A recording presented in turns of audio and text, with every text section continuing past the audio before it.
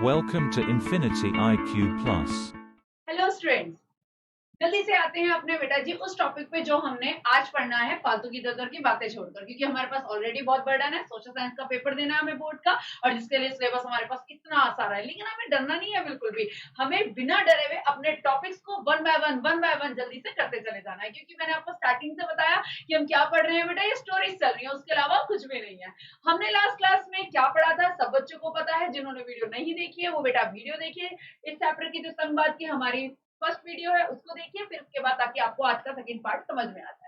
Last class में मैंने संघीय व्यवस्था किसे कहते हैं, एकात्मक के साथ उसका क्या अंतर होता है, इसके बारे में बताया था। और सब बच्चों को बेटा मुझे पता है अच्छे से समझ में भी आ गया होगा। उसके बाद चल रहे हैं हम आज के लिए मैंने डिसाइड किया बेटा जी आपको अकॉर्डिंग टू एनसीईआरटी कि हम विशेषता पढ़ेंगे, यानी कि संघीय व्यवस्था के अंदर कौन कौन सी विशेषता होती है। भारत में संघीय व्यवस्था है या नहीं है उसको हम आगे जाके कवर करेंगे, लेकिन पहले ये देखते हैं कि पूरे वर्ल्ड में संघीय व्यवस्था के लिए यानी फेडरल के लिए कौन सा सिस्टम अपनाया गया है, किस तरीके की विशेषता होनी चाहिए फेडरल के कंट्री के अंदर। ओके, चलिए सबसे पहले बच्चा हम क्या देखने जाएंगे कि इसकी विशेषता की जो कंट्रीज है जिन्होंने संघीय व्यवस्था को अपना रखा है वो मेनली क्या क्या कैरेक्टरिस्टिक्स को अपने कॉन्स्टिट्यूशन में लेकर चलते हैं। ठीक है, हमें पता है संघीय व्यवस्था के लिए जब भी हमने बात करी कि संघीय व्यवस्था क्या है तो पहली उसकी बेसिक नीड होती है कि क्या होना चाहिए बेटा जी। हमें पता है एक से अधिक स्तर होने चाहिए। हमें पता है बेटा संघीय व्यवस्था के लिए सबसे पहले नीड क्या होती है कि संघीय व्यवस्था उन्हीं देशों में होती है जिनमें स्तर एक से ज्यादा हो, यानी कि जिन कंट्रीज में सेंट्रल गवर्नमेंट के बाद अगर स्टेट गवर्नमेंट यानी केंद्र के बाद अगर शक्तियों को राज्य स्तर तक बांटा जाए वो हमारी कौन सी व्यवस्था होती है, संघीय व्यवस्था होती है। और कई बार इसको तीसरे लेवल तक भी बांट दिया जाता है। जब शक्तियों का बंटवारा ऊर्ध्वाधर तरीके से वर्टिकल तरीके से ऊपर से नीचे किया जाए वो हमारी कौन सी व्यवस्था है, संघीय व्यवस्था है। जिन भी देशों में ऐसा किया गया है यानी वहां पर संघीय व्यवस्था है। ओके, तो फेडरल कंट्री होने के लिए संघीय व्यवस्था वाला देश होने के लिए सबसे पहली नीड क्या है कि शक्तियों का बंटवारा एक से अधिक स्तर में होना चाहिए। सब बच्चों को क्लियर है एकदम परफेक्ट तरीके से। चलिए नेक्स्ट बेटा जी क्या है कि अलग अलग स्तर की सरकारें एक ही नागरिक समूह पे शासन करती हैं, लेकिन कानून बनाने कर वसूलने और प्रशासन का उनका अपना अपना अधिकार क्षेत्र होता है। चलिए अब बताती हूँ बेटा जिसका मीनिंग क्या है। पहली बात तो आपको ये बता दो बेटा ये जो पॉइंट्स लिए गए हैं आपके एनसीईआरटी के लिए गए हैं, क्योंकि 10th क्लास तक हमें एक्स्ट्रा चीजों में नहीं जाना है बहुत ज्यादा, हमें उन्हीं चीजों पे बेस रहना है जो हमारी एनसीईआरटी में है। 11th 12th में थोड़ा सा हम बाहर जाते हैं इन टॉपिक से थोड़ा सा, बट यहाँ पर आपको एनसीईआरटी पे ही फोकस करना है। ओके बेटा, देखिए अलग अलग स्तर की सरकारें एक ही नागरिक समूह पर शासन करनी है। इसका मतलब क्या है, हम पर बेटा अगर हम यूपी में रह रहे हैं, ठीक है, हम बिहार में रह रहे हैं, हम वेस्ट बंगाल में रह रहे हैं, तो अपनी सरकार जो उस राज्य की सरकार है, हम राज्य सरकार की बात भी सुन रहे हैं। अगर कोई ऑर्डर पास किया गया स्कूल से रिलेटेड तो हम राज्य सरकार की भी सुन रहे हैं। अगर हमारी सेंट्रल गवर्नमेंट ने यानी केंद्र सरकार ने कोई ऑर्डर पास किया हम उसको भी फॉलो कर रहे हैं, यानी कि हम केंद्र के भी हैं और हम राज्य भी हैं। एक ही नागरिक हम लोग किसका राज हो रहा है, केंद्र का भी राज हो रहा है और राज्य का भी राज हो रहा है हम पर। ठीक है, तो एक ही नागरिक समूह पे दोनों राज कर रहे हैं लेकिन दोनों की पावर अलग अलग है। यानी कि बेटा जी केंद्र सरकार की पावर अलग है और राज्य सरकार की पावर अलग है। इसी तरीके से जैसे घर में जो रूल हमारे ग्रैंड पेरेंट्स ने बनाए हैं, दादा दादी जी ने बनाए हैं, हमें उसको भी फॉलो करना है। जो रूल्स मम्मी पापा ने बना रखे हैं हमें उसको भी फॉलो करना है। दोनों हम पे रूल कर रहे हैं। रूल करने का मतलब है यहाँ पे गलत रूल वाला रूल नहीं है बेटा जी कि तानाशाह वाला रूल नहीं, हम पे प्यार वाला रूल है। यानी कि वो हम पे किस तरीके से अपनी बात बोलते हैं, जो दादाजी दादी जी ने बोल दिया हमें वो भी माननी है, उनकी बात उनकी रिस्पेक्ट रखनी है। मम्मी पापा ने जो बोल दिया हमें उनकी रिस्पेक्ट करनी है, क्योंकि दोनों ही हमसे बहुत ज्यादा प्यार करते हैं। ओके बेटा, ठीक है, देखिए अब क्या है यहाँ पर मम्मी पापा ने भी प्यार किया, दादा जी ने भी प्यार किया। केंद्र और राज्य हमसे क्या रख रहे हैं, हम उनके नागरिक हैं, तो दोनों की रिस्पॉन्सिबिलिटी बनती है हमारी सुरक्षा करने की। ओके, इसीलिए वो रूल रेगुलेशन जो भी ड्यूटीज है हमें दे रहे हैं ताकि हम उसे फॉलो करें। ठीक है बेटा, इसी तरीके से हमें केंद्र की भी चीजों को निभाना है, राज्य की भी निभाना है, लेकिन दोनों का अधिकार क्षेत्र अलग अलग है। अब अधिकार क्षेत्र का क्या मतलब होता है, देखो बेटा अधिकार क्षेत्र आपके एनसीईआरटी में एक वर्ड लिखा हुआ है, और अगर आप अपनी इधर बुक में ओपन करेंगे तो साइड में इसकी डेफिनेशन भी लिखी हुई आपको मिलेगी जो मैंने यहाँ पे ब्रैकेट में लिख दी है। ओके,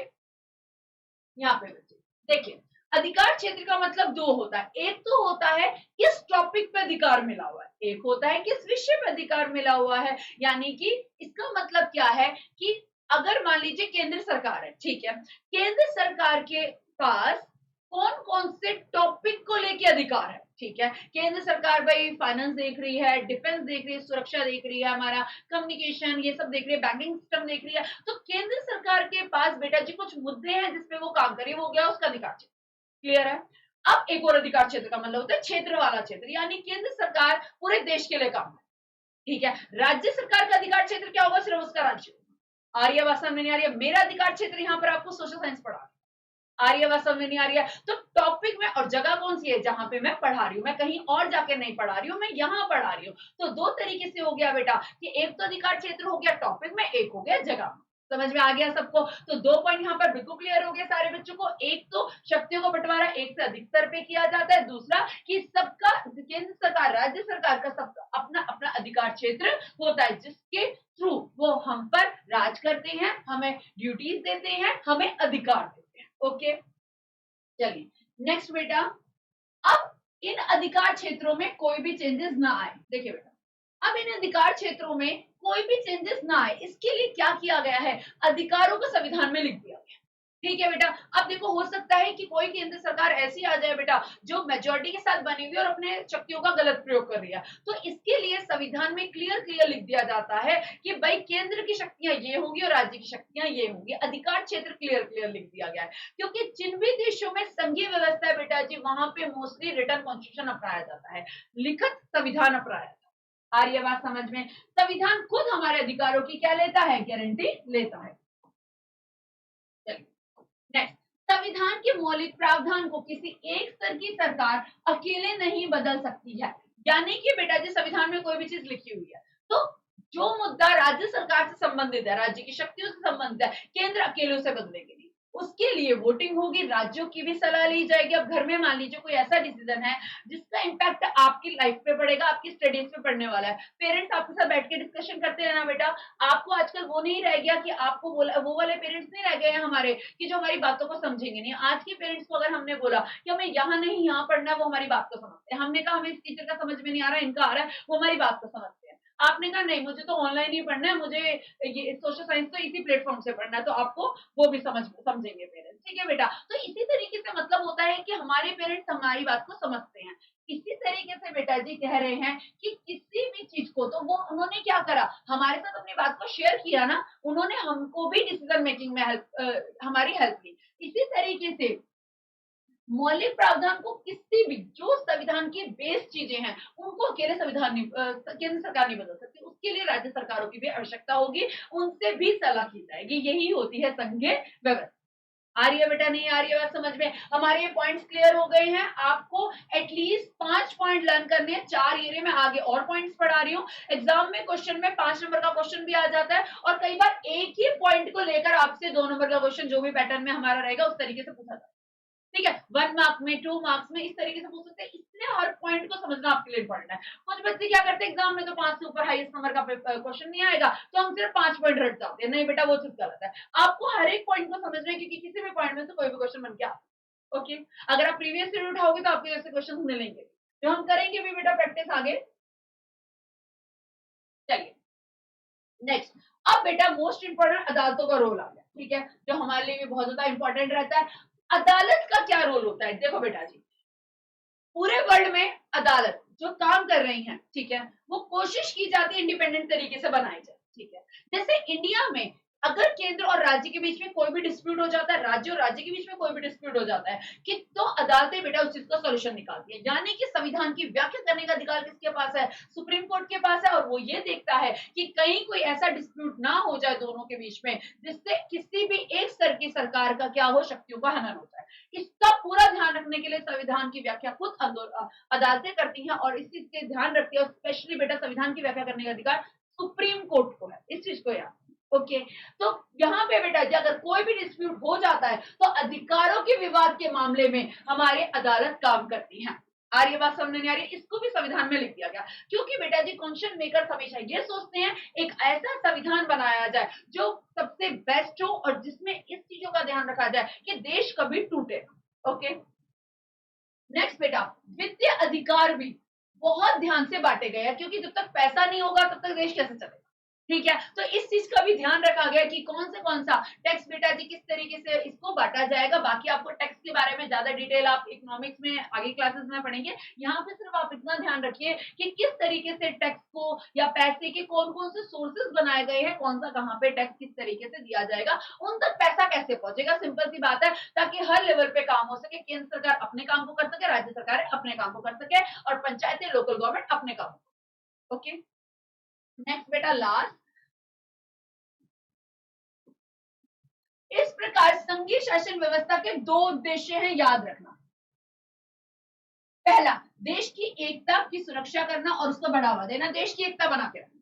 ठीक है, संघीय व्यवस्था में यही हमेशा कोशिश की जाती है कि कोई भी ऐसा काम ना करना जिससे देश की एकता पे आ जाए। यानी कि राज्य बेशक अपनी डिमांड करे, बेशक अपने अधिकारों की डिमांड करे, बढ़ा के डिमांड करे कि हमें ये भी अधिकार चाहिए, लेकिन उनका सॉल्यूशन इस तरीके से करना कि देश कभी टूटेगा, वो अपने देश से अलग जाने की बात कभी नहीं। ओके, क्षेत्रीय विविधताओं को पूरा सम्मान करना। बेटा, हम बचपन से ही बच्चों को ये सिखाना शुरू कर देते हैं कि क्षेत्रीय विविधता है और हमें एक्सेप्ट करना है। याद है आपको श्रीलंका और बेल्जियम की कहानी? बेल्जियम ने अकोमोडेट कर लिया था, बेल्जियम ने इस चीज को समझ लिया था समझदारी के साथ में कि विविधता होती है, उसे एक्सेप्ट करना पड़ेगा। श्रीलंका ने इस चीज को नहीं समझा था और इसकी वजह से वहां पे गृह युद्ध हो गया था। आ रही है ना बेटा बात समझ? जिनको बच्चों को नहीं पता ये चीज, वो वीडियोस में देखिए बेटा। सत्ता की साझेदारी पावर शेयरिंग, अब इंग्लिश में आई हुई है वीडियो, आप उसको देखिए, जल्दी उसकी हिंदी मीडियम की वीडियो भी आएगी। ओके बेटा, चलिए, इतना क्लियर हो गया सारे स्टूडेंट्स को? तो आपको इसमें से कम 5 पॉइंट लर्न करने हैं आर्यभाषण में, और क्वेश्चन आपका 3 मार्क्स में भी आ सकता है। बाकी 1 मार्क के लिए आपको अधिकार क्षेत्र का क्या अभिप्राय होता है ये याद कर लेना है, इसमें कौन से स्तर होते हैं, कितने स्तर में बांटा जाता है, इस तरीके के 1 मार्क के क्वेश्चन जो एमसीक्यू बेस बना के पूछ सकते हैं। ओके, एक चीज और देखो बेटा, हाँ, इसमें ना आप ब्रैकेट में, सरकार 2 या अधिक स्तरों वाली होती है, इसमें ना आप ब्रैकेट का यूज करना या फिर इसको एक्सप्लेन कर देना।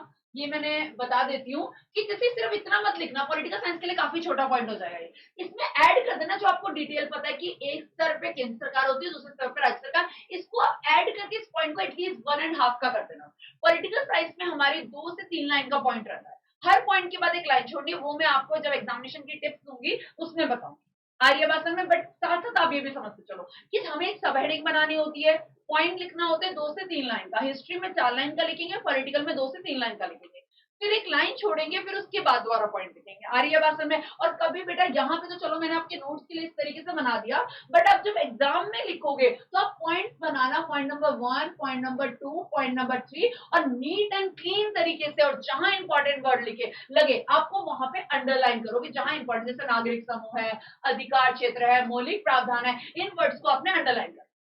ठीक है, ये बेटा सोशल साइंस की आप वो ये नोट्स करते करते, वीडियोस देखते देखते हम इन चीजों को आगे आर्यवाद समझने। चलिए अब चलते हैं नेक्स्ट टॉपिक पे, इनको आप सबने अभी समझ लिया। जैसे ही आप वीडियो बंद करेंगे, अपनी जब वीडियो कंप्लीट हो जाएगी उसके बाद 5 मिनट का गैप लेके आप इन सारे पॉइंट्स को खुद रीड करोगे, घर पे बैठ के अपने बुक्स ओपन करना, उनसे आप रीड कर लेना। ओके, इससे आपको क्या होगा, याद आ जाएगा जो जो आपने समझा, उसी टाइम आपको याद। अब नेक्स्ट टॉपिक है हमारा कि हमें एक चीज तो क्लियर हो गई कि संघीय व्यवस्था में पावर को शेयर किया जाता है, ठीक है, ऊपर से नीचे तक डिवाइड कर दिया। लेकिन बेटा जी अब क्या होता है, अब इसके भी टाइप है।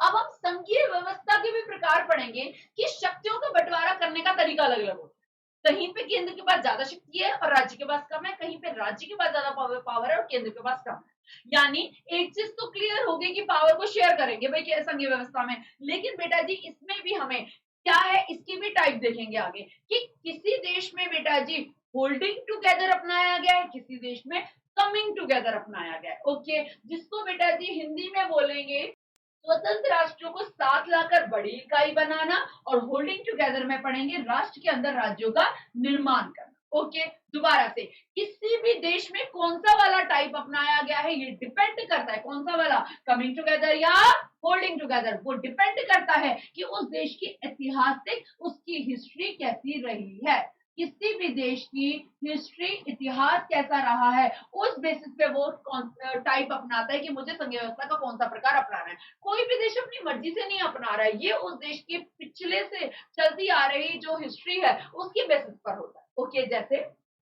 देखिए यहाँ पे आपको क्वेश्चन किस तरीके से पूछ सकते हैं, या तो बेटा एग्जाम में आपको ऐसा लिख के आ जाएगा और आपको प्रकार बताने होंगे, इसका ही क्वेश्चन बन के आ जाएगा। ओके, कई बार आप कंफ्यूज हो जाते हो, अरे हम सीधा सीधे क्वेश्चन आपने याद कर लिए कि भाई हमने तो स्टेट स्टेट क्वेश्चन प्रैक्टिस किए थे, बेटा ऐसे क्वेश्चन अब सीबीएसई हमारे देती है। ठीक है, संघीय शासन व्यवस्था आमतौर पर दो तरीके की होती है, ये हमने अभी पढ़ लिया। First is coming together, other one is holding together. अब हम इसकी डिटेल देखेंगे बेटा।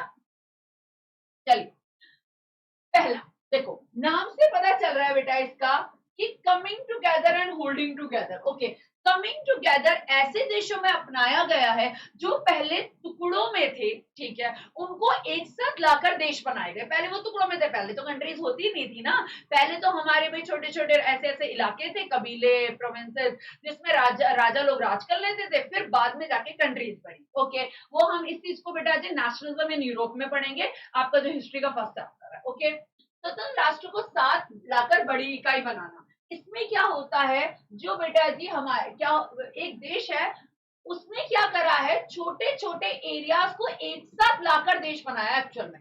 ठीक है, जैसे बेटा अमेरिका में, अगर अमेरिका का मैप देखोगे तो आपको ऐसा लगेगा 50 इलाकों को एक साथ लाकर मैप में रख दिया गया है।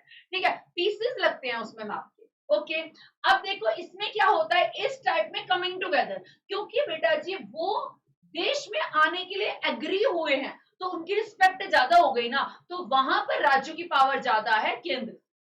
आ रही है बात समझ में? वहां पर राज्यों की पावर ज्यादा है केंद्र से, क्योंकि वो एग्री हुए हैं आने के लिए, तो भैया उनके थोड़े भाव तो होंगे ना। ठीक है बेटा, इसी तरीके से यहाँ पर राज्यों को समान अधिकार दिया जाता है बेटा, सारे राज्य इक्वल होते हैं। फॉर एग्जाम्पल, जैसे हमारे यहाँ पर पार्लियामेंट में अलग अलग नंबर ऑफ सीट्स हैं, लेकिन यहाँ पर क्या किया जाता है, हर राज्य को कोई विशेष अधिकार, स्पेशल राइट्स वगैरह नहीं दिए गए हैं।